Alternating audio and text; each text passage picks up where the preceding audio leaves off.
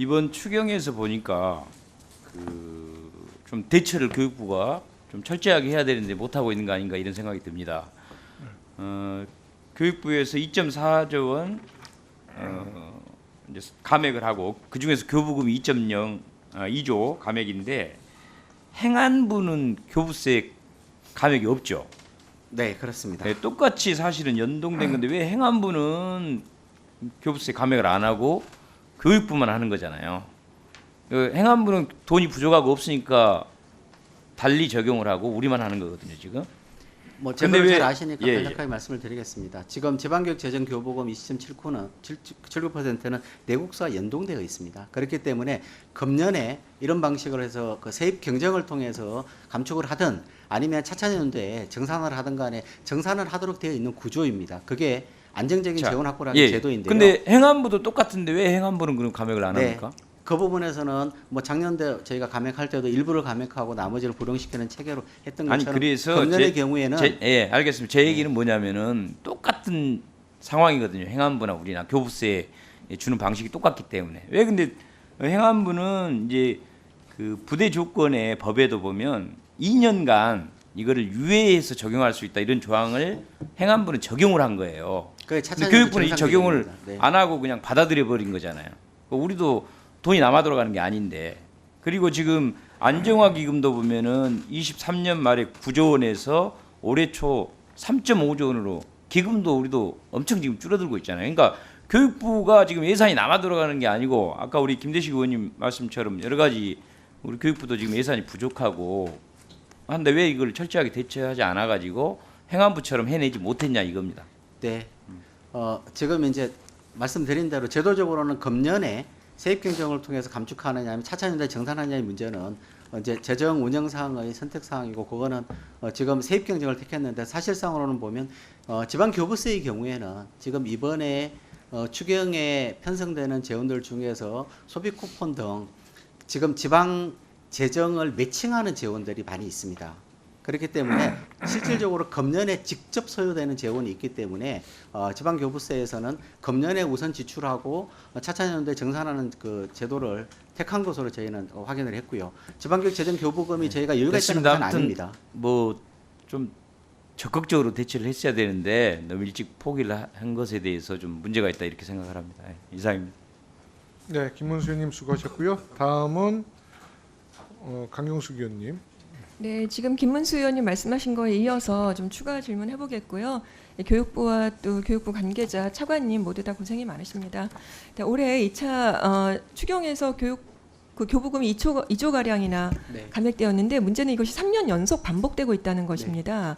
그런데 그 기재부의 그 논리를 보니까 2차 추경에서의 이렇게 감액은 비교적 이게 좀 안정적이다, 여유가 좀 있다라고 판단했다는 것이에요. 차관님 거기에 동의하십니까? 그러니까 저희는 아까 말씀드렸듯이 저는 그렇게 판단을 하지 않습니다. 그러니까요. 재정 여건상, 네. 그러니까 제도상으로는 네. 금년에 세입 경쟁을 통해서 감축을 하든 아니면 네. 차차년도에 정산을 하든 그거는 필수적으로 감액을 해야 됩니다. 네, 여하간 시기적으로. 보십시오. 근데 중요한 거는 3년이 연속 그렇게 된 거거든요. 아까 김문수 의원님 말씀하신 것처럼 행안부의 어떤 지방 교부세는 유지가 되었어요. 아까 말씀하신 것처럼 무슨 그 민생회복지원금의 그 대응 투자 뭐 그런 논리는 제가 이해를 하겠는데 여하간 중요한 건 3년 연속 이렇게 되고 있다라 그러면 작년과 재작년에 있었던 거를 좀 감안하셔서 뭔가 대응을 하셨어야 될 것 같아요. 그렇지 않습니까? 지금 사회부총리 부처 아닙니까? 그런데 힘의 논리만 생각을 하고 기재부에서 하라는 것을 그대로 그냥 수긍을 했습니까? 어떤 논리로 이걸 또 이렇게 받아들이신 겁니까? 그래도 뭔가 주장을 하셨어요. 왜냐하면 지방교육 재정에 대한 주무부처이고 책임 부처인데 좀 뭔가 아니했다는 생각이 들지 않습니까? 네, 그 뭐 재정 정책에 있어서의 지금 현재의 선택은 금년의 세입 경쟁을 선택한 것이고요. 두 번째는 뭐 작년에 저희가 세입 감소를 할 때는 일부 정산 재원을 저희가 노력을 해가지고 일부 정산 방식을 했었습니다. 그런데 이제 금년에 그 추경 재원을 확보하는 과정에서는 뭐 국가 전체적으로 볼 때 재원 사정이 어려운 데다가 우리도 어렵긴 하지만 그래도 상대적으로 기업 우리 재정 운영을 통해서 건전성을 확보하기 위한 노력을 그런 부분도 좀 이해가 되긴 하는데 이제 아까도 말씀하신 거긴 한데 생각해 보십시오. 아까 김문수 의원님도 말씀하셨는데 지방교육 재정 교부금법에 이렇게 감액이 있을 때는 그해 그렇게 2조씩 이렇게 폭력적으로 팍팍 삭감해 버리지 않았었어요. 그 이후에 회계연도에 돌려서 좀 이어서 하지 않았습니까? 근데 그런 부분에 대해서 이렇게 확 그냥 수긍을 해버렸다는 것은 조금 아쉬운 점이 분명히 있어요. 그런데 이제 기재부가 어떤 협의나 이렇게 의견 수렴이 없었던 거라는 생각이 들고 또 지방의 지역에서 어느 정도의 그 계획을 가지고 편성을 하고 집행을 했었는지에 대한 여러 세부적인 상황을 좀 고려하지 않았다는 생각이 들지 않습니까? 차관님, 제가 네. 이제 답변 때문에 그냥 넘어가도록 하겠습니다. 네, 그냥 간단하게 말씀드리면 아니- 어쨌든 저희는 재정 운영이 어렵다는 것을 전제로 해서 연초부터 네. 시도교육청과는 하여간 재정 건전 운영을 위한 노력은 해오고 있습니다. 네. 하여튼 연초부터 이렇게 근데 보세요. 근데 그 작년에도 교부금이 그 연도에 좀 미교부되었던 것도 있었고요. 이렇게 교육위에서 어떤 계속적으로 질문을 하고 그랬는데도 불구하고 이것이 별로 시정되지 않은 채로 유사한 방식으로 또 그렇게 진행됐다는 것이 좀 아쉬운 점이 있어요. 그런데 좀 보십시오. 분명히 교육청에 애로가 있을 거라는 생각이 들고 이제 안정화 기금도 얘기를 하잖아요. 아까도 말씀하셨는데 안정화 기금이라는 것은 어떤 면에서는 그 뭔가 이렇게 미래를 좀 대비하기 위한 좀 이렇게 기금으로 마련해 놓는 것인데 그것까지 지금 현재 써야 할 돈으로 다 끌어쓰고 있는 것이고 어떤 시도 같은 경우에는 뭐 교육시설 그 안정화 교육시설 환경 개선 기금까지를 끌어다 쓴다는 시도도 있어요. 그리고 시도마다 굉장히 격차도 많고요.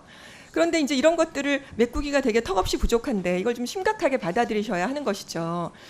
그런데 이제 보세요. 올해 말에는 고등교육 그 특별회계하고 유아교육 지원 특별회계도 일몰되고 있습니다. 네. 그런 것까지 다 감안하셔야 되는 문제가 네. 있어요. 그런데 이제 최근 그 일부 언론에 보니까 서울대 10개 만들기 예산 때문에 초중등 예산을 여기다 끌어서 쓴다라고 하는 보고를 했다고 하는데 사실입니까? 그렇지 않습니까? 네, 예. 그러면 됐습니다. 예, 그러니까 어쨌건 네. 그런 식으로 고등교육 재정이 열악한 거는 맞긴 하죠. 저도 제가 고등교육 현장에 있었기 때문에 물론 뭐 미래 인재도 양성해야 되고 교육과 연구에 대한 어떤 환경도 시급하게 계산해야 될 점이 많지만 이게 무슨 뭐 제로섬 게임도 아니고 어떤 특정한 분야에서 끌어다가 또 다른 분야에 메꾸는 이런 내부 돌려막기 형식으로 그 문제가 해결될 수는 없는 것입니다. 생각해 보십시오. 유보 통합도 지금 첫걸음을 뗐지만 제대로 된 예산이 정착되고 있지 않으니까 그 다음 단계를 밟고 있지 못하는 것은 사실이지 않습니까? 이런 부분 다 좀 감안하셔야 되고 실제로 동시다발적으로 유아, 초중등, 고등 모두 다 재정위에 처해 있는 것은 다 공감하실 거예요. 네. 그러니까 어떤 면에서는 이제 위기 대처에 대한 어떤 대응 전략이라든지 어떤 이 예산이 안정적으로 추진될 수 있도록 어떤 대응 방안이라든지 위기 대처 방안이라든지 이런 것들을 좀 책임 있게 마련하셔야 되고 국정기획위원회라든지 차기의 장관님에게도 이런 것들이 보고가 되고 또 대통령실에도 보고가 되어서 네.